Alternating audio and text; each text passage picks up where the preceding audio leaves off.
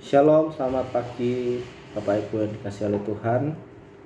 Hari ini Jumat 24 Mei 2024. Saya akan membacakan firman Tuhan. Saya ambil dari buku Gemar, dari kitab Yeremia pasal 28 ayat 1 sampai 17. Saya akan menceritakan sedikit tentang Yeremia. Yeremia ini dituliskan di dalam 1 Yeremia 1 sampai 10. Yeremia 1 ayat 1 sampai 10 itu tentang Yeremia. Dia lahir di Anatot, yaitu di tanah Benjamin, dan di ayat 5 dan 6 Tuhan memanggil Yeremia, memberikan tugas kepada Yeremia. Di situ juga dituliskan bahwa Yeremia merasa dia tidak bisa berkata-kata. Artinya dia mempunyai kelemahan dalam menyampaikan sesuatu, dan di situ juga dikatakan karena dia masih muda.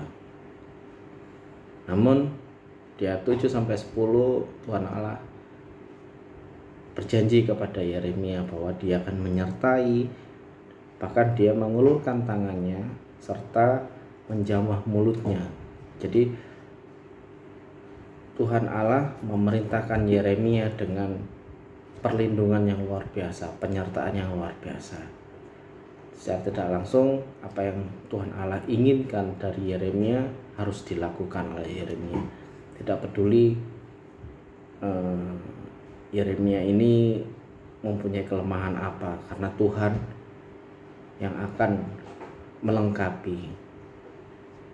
Itu tentang Yeremia. Nah, kitab ini pada dasarnya adalah merupakan kumpulan nubuatan-nubuatan Yeremia yang daripada Allah, yang dialamatkan kepada kerajaan Yehuda. Kitab ini penuh dengan kesedihan, berisi tentang kesedihan, rasa sakit hati, terus beberapa ratapan juga. Karena kitab ini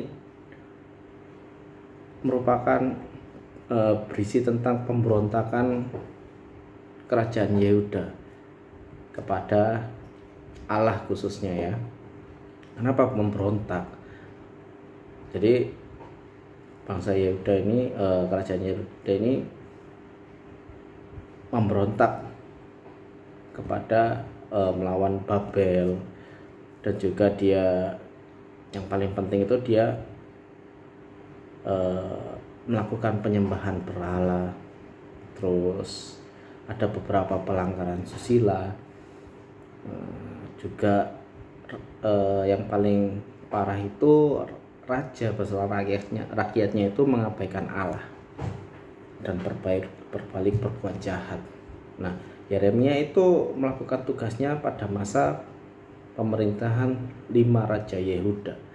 Yang pertama Yosia, Yoahas, Yoyakim, Yoyakin, dan Zedekia. Kelima raja ini masih ada garis keturunan ya. Ada yang anaknya Yosia, terus ada saudaranya Yosia, artinya masih ada hubungan darah. Dan kelima raja ini dikatakan bahwa dia ini mempunyai sifat yang sama. Artinya yang lebih parah daripada itu adalah masa pemerintahan Yoyakim. Dia dikatakan dia ini adalah seorang penindas, orang yang tamak, murtad, dan bahkan dia ini menentang Yeremia. Bahkan dia ini membunuh Nabi Uria. Dan juga yang paling parah itu membakar nubuatan-nubuatan Yeremia, membakar tulisan berisi nubuatan-nubuatan Yeremia. Nah, ini sedikit tentang Yeremia dan apa yang terdapat di dalam kitab Yeremia.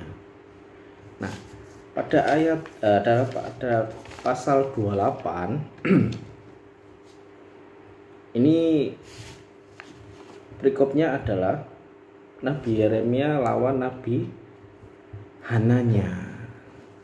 Siapa ini Nabi Hananya? Dituliskan Nabi Hananya adalah seorang nabi palsu.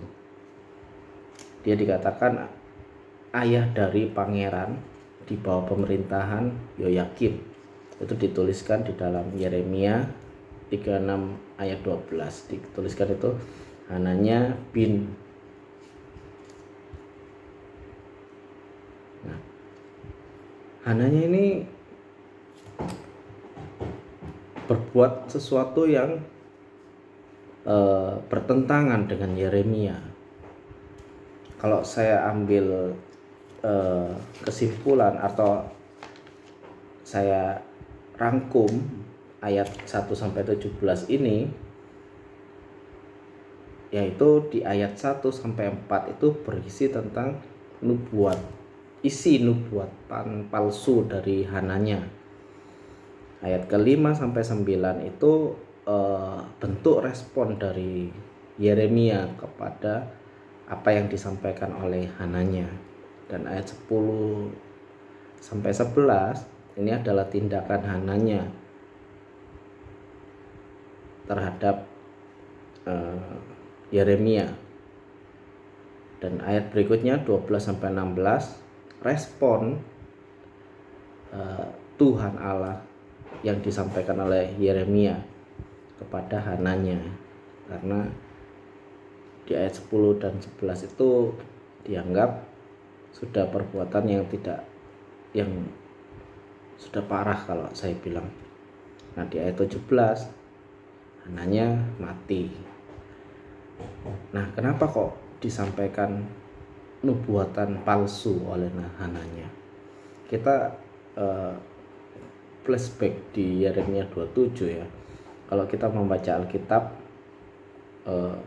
kita harus membaca belakangnya dulu, ayat sebelumnya, biar kita tahu korelasinya apa, kita tahu apa yang diceritakan, tujuannya apa.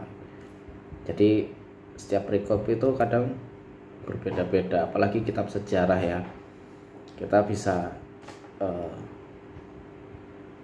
membaca sebelum-sebelumnya, kitab sebelum-sebelumnya jauh malahan. Nah, nubuatan Yeremia dituliskan di Yeremia 27 ayat 6 dan 7. Dituliskan, dan sekarang aku menyerahkan segala negeri ini ke dalam tangan hambaku, yakni Nebukadnezar Raja Babel. Juga binatang di padang telah kuserahkan supaya tunduk kepadanya. Segala bangsa akan takluk kepadanya dan kepada anaknya dan kepada cucunya, sampai saatnya juga tiba bagi negerinya sendiri, maka banyak bangsa dan raja-raja yang besar akan menaklukkannya. Ayat 8 dikatakan, tetapi bangsa dan kerajaan yang tidak mau takluk kepada Nebukadnezar Raja Babel dan yang tidak mau menyerahkan tengkuknya ke bawah kuk Raja Babel, maka bangsa itu akan kuhukum dengan pedang, kelaparan, dan penyakit sampar. Demikian firman Tuhan, sampai mereka kuserahkan ke dalam tanganmu. Ini isi atau poin penting di dalam nubuatan Yeremia dari Allah. Namun disanggah oleh Hananya, diputar balik, bahwa di ayat kedua dikatakan, aku telah mematahkan kuk raja, aku besar. Dan dikatakan, beginilah firman Tuhan semesta alam, Allah Israel, Allahnya besar, aku hanya besar. Dan 2 tahun ini aku akan mengembalikan ke tempat ini segala perkakas rumah Tuhan yang telah diambil dari tempat ini oleh Nebukadnezar Raja Babel dan yang diangkutnya ke Babel. Ini kita bisa baca di Tawarik, itu dijelaskan kenapa perkakas rumah Tuhan itu ada di Babel. juga Yekonya bin Yoyakim raja Yehuda beserta semua orang buangan dari Yehuda yang dibawa ke Babel akan kukembalikan ke tempat ini. Demikianlah firman Tuhan, sungguh aku akan mematahkan Kuk raja Babel itu. Tidak segan-segan si Hananya ini menyampaikan berita bahwa Tuhan Allah, karena di sini akunya itu besar, A-nya besar, berarti dia berargumentasi bahwa Tuhan Allah akan mematahkan Kuk raja Babel. Padahal Tuhan Allah berfirman kepada Yeremia bahwa Nebukadnezar lah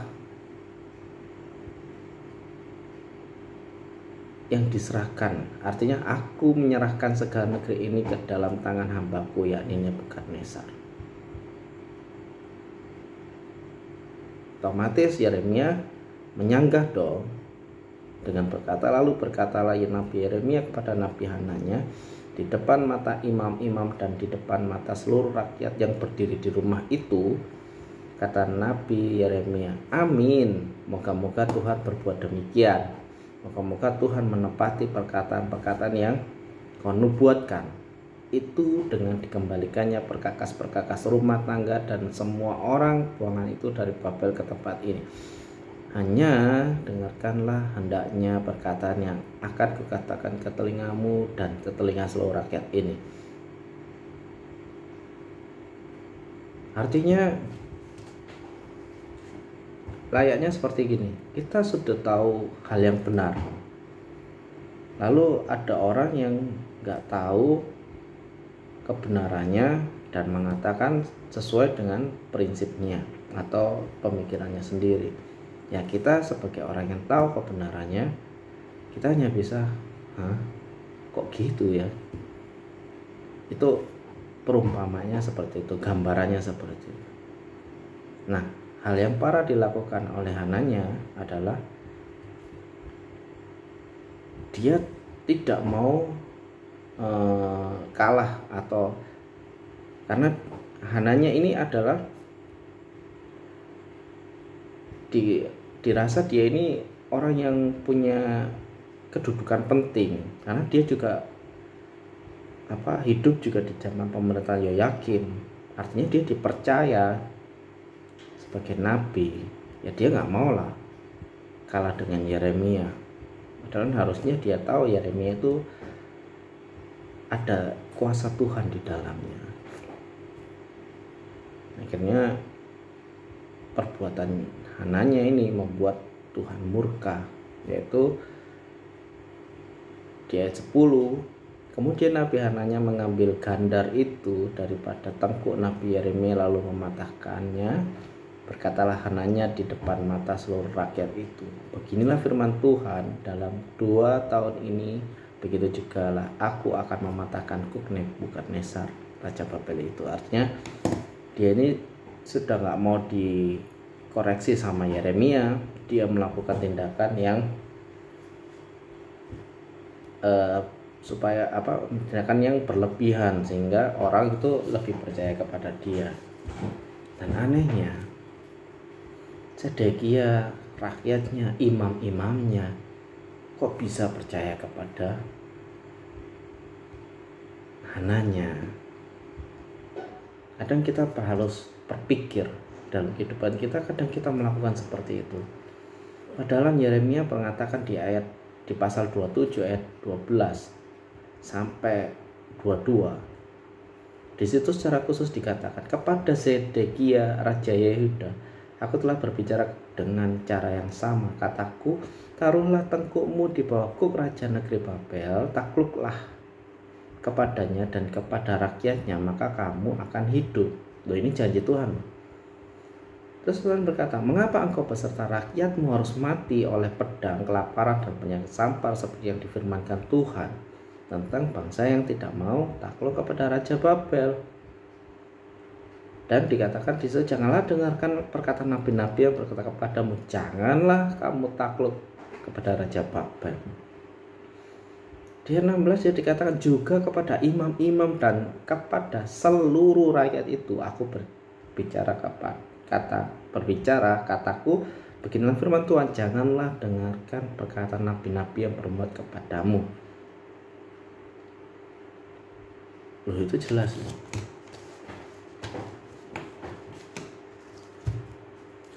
Hal ini sering kita alami dalam kehidupan sosialisasi ya, di dalam pekerjaan yang ruang lingkup pekerjaan, di dalam masyarakat yang luas, ruang lingkup masyarakat luas, keluarga, organisasi, dimanapun kita berada,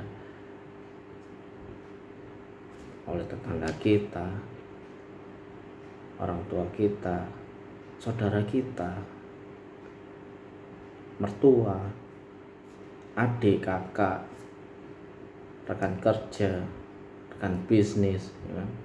Tidak dipungkiri lagi di suatu organisasi dengan ketuanya, dengan bendaharanya, siapapun, bahkan di gereja sekalipun. Oleh sebab itu Bapak Ibu, ini loh pentingnya kita itu peka kepada Tuhan. Ini loh pentingnya kita itu bersandar kepada Tuhan supaya kita apa? Tidak mudah diombang-ambing. Karena hari-hari ini bukan semakin baik, hari-hari ini semakin jahat. Orang bisa melakukan apapun untuk menyingkirkan orang lain dengan cara apapun, bahkan bisa sampai mengakibatkan kerugian yang fatal, supaya si orang yang tidak suka kepada kita itu mendapatkan apa yang dia inginkan. Loh, hidup ini pasti bersinggungan, baik dan buruk, ya kan? Entah kita diperlakukan baik, entah kita diperlakukan buruk, itu pasti bersinggungan, siapapun mengalaminya. Sama halnya yang dialami Raja Yehuda. Raja Yehuda, Sedekia, khususnya imam-imamnya, rakyatnya, sudah diberitahu oleh Yeremia, loh kamu tinggal menyembah aku, apa susahnya sih? Gitu. Kamu tinggal berserah kepadaku, sudah nggak usah dengarkan nabi-nabimu, itu palsu semua. Kadang-kala kita di dalam hidup kita nggak sadar, harusnya kita itu mendengarkan sesuatu yang baik, sesuatu yang buruk kita tinggalkan. Gimana caranya? Ya kita berserah kepada Tuhan, bertanya kepada Tuhan. Jika kita mengalami suatu persoalan, kita dihujat atau kita difitnah orang lain, kita tanya ke Tuhan, Tuhan itu benar nggak sih? Kalau itu tidak dari Tuhan dan itu sesuatu yang salah, Tuhan pasti tolong kok. Yeremia tidak pernah takut karena dia dibantu Tuhan. Sedekia sudah diberikan kesempatan, tapi dia melalaikan kesempatan itu. Hananya sudah disanggah oleh Yeremia, tapi dia tetap tidak sadar dengan dirinya. Akhirnya dia mati. Bapak Ibu Saudaraku, ayo, hidup ini adalah kesempatan. Lakukan terobosan bagi hidup kita. Jangan pernah mau diombang-ambing dengan perkataan orang lain. Belum tentu orang lain itu benar. Belum tentu apa yang dimaksudkan orang lain itu sesuai dengan keinginan kita. Mungkin tujuannya baik, tapi belum tentu benar. Mari pada pagi hari ini kita belajar, dimanapun kita berada, pentingnya kita berdoa, pentingnya kita menyembah Tuhan, supaya apa? Kita dekat dengan Tuhan dan kita terhindar dari segala macam hal seperti ini, fitnahan, dusta. Tuhan Yesus memberkati. Amin.